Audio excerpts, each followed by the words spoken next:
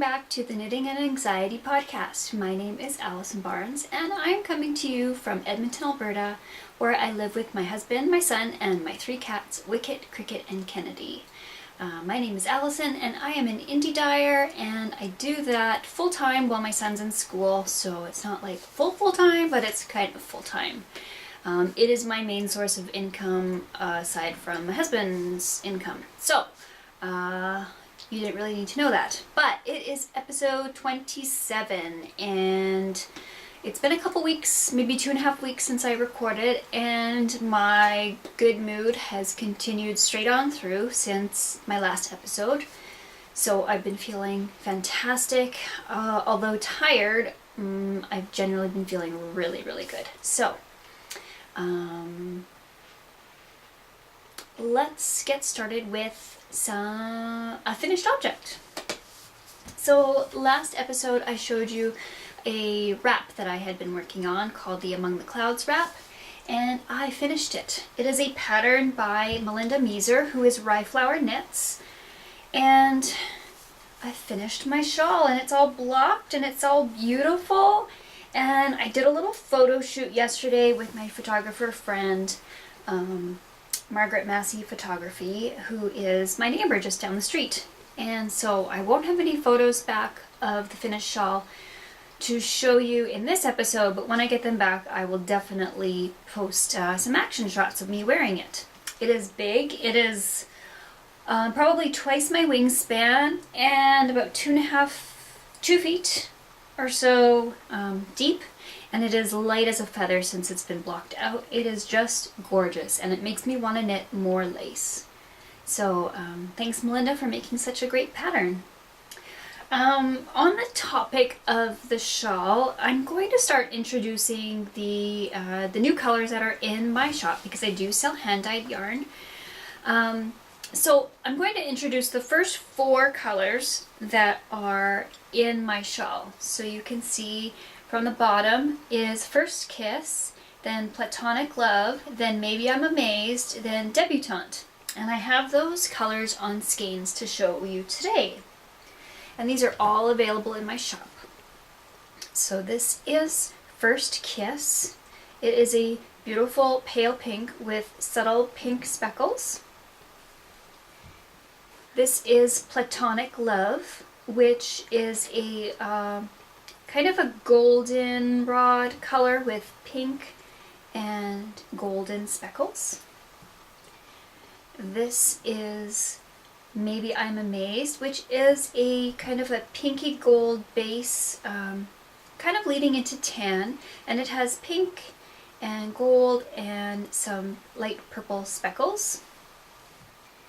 And the last one is here. It's Debutante, and it is a very pale pink base, which is hard to tell because it has so many speckles on it, but it has pink and gold and purple and burgundy speckles. So it is quite tonal and heavily speckled and quite a lovely color. So moving on from finished objects, I'm going to talk about some works in progress. And my last episode, I only showed you a couple works in progress, but I actually had more than that. So I'm going to show you my other 2 works in progress today. And the first one is a sweater. And it's in my my giant canvas bag from Mr. Snap That. And you can read what it says. Maybe if I move that. So it says, my problem isn't that I buy too much yarn. The problem is that I shop faster than I create. And that's from Mr. Snap That. And so I am knitting the Weekender sweater, which is a pattern by Andrea Mowry, who is Dre Renee Knits on Instagram. And I am using some, I don't know if I have a label here. Let me see. Oh, I did find a label. I am using some Patons Classic Worsted in the light gray marl color. And this was this was from a project that I had crocheted into a sweater a couple years ago, and I just wasn't getting any wear out of it.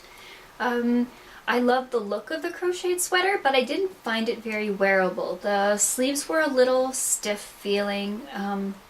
Crochet to me isn't as stretchy or flexible as knitting, and so I actually ripped that sweater out. I frogged the entire thing, and I am reusing the yarn in this Weekender sweater. So because you knit the Weekender sweater inside out, I'm going to flip it right side out so you can actually see what it looks like. And I am knitting the second size in the pattern. This is the front.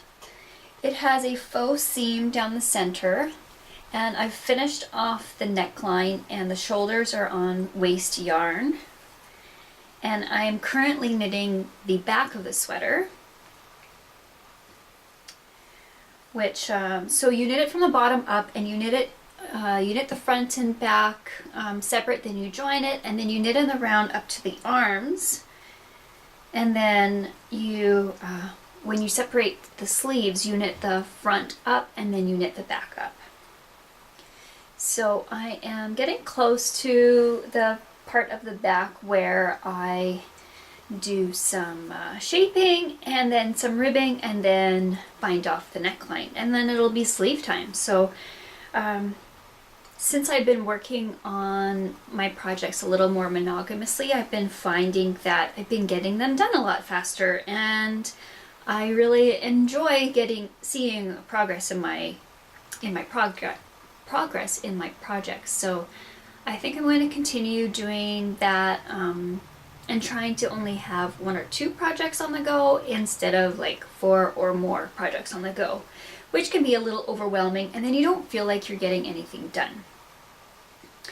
So yes, so this pattern recommends 10 inches of positive ease, and so I am knitting the second size, which is a small, and I didn't gauge swatch. I just used the recommended needle sizes, and I kind of tried the body on, like I pulled it up, and it looks okay, so I'm going to keep going with it, and maybe by next podcast I'll have an FO. And the second work in progress I want to share with you today is a shawl, and it is stuck under my chair.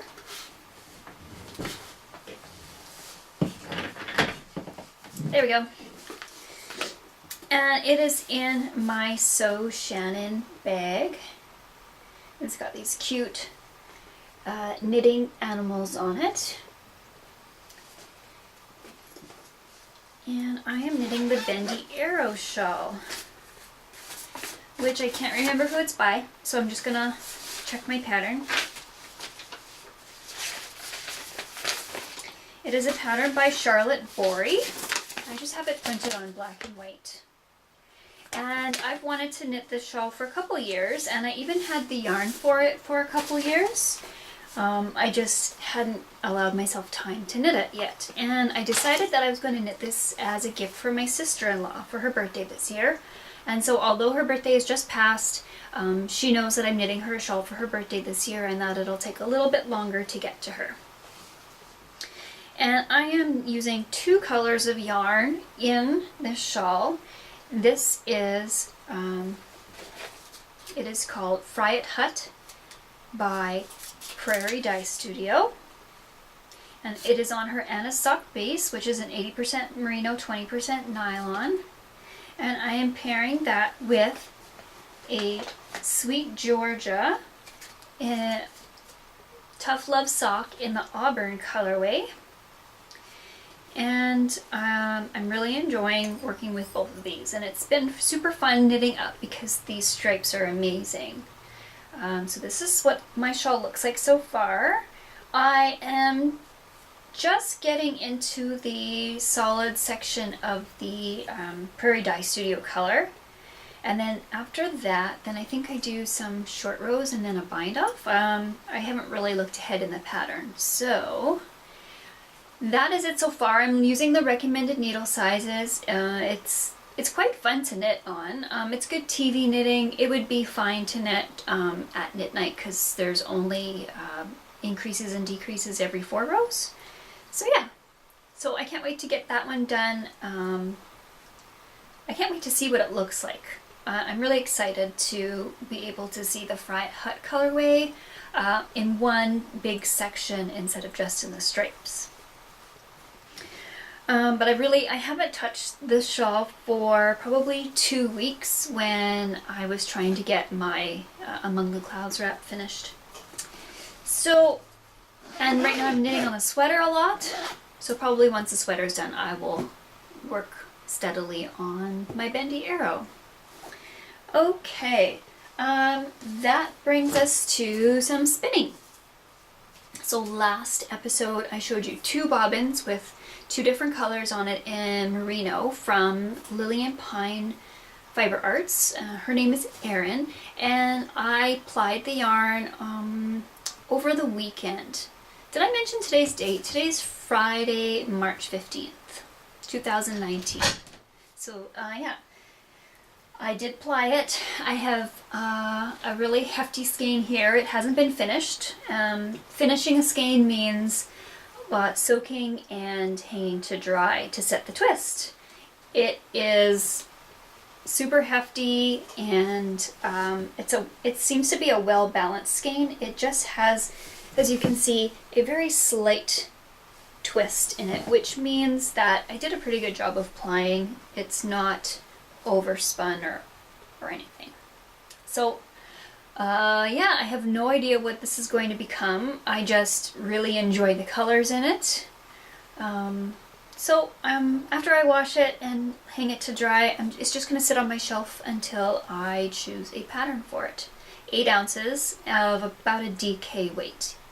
And I don't know the yardage yet. I haven't measured that yet. And to measure the yardage, you count the number of strands going across like this up for this side, and you times it by 2, and that's how many yards you get, because my Knitty Knotty makes a 2-yard skein.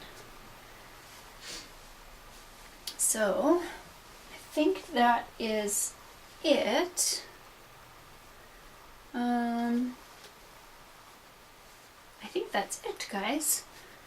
I guess it's a super short episode this week because,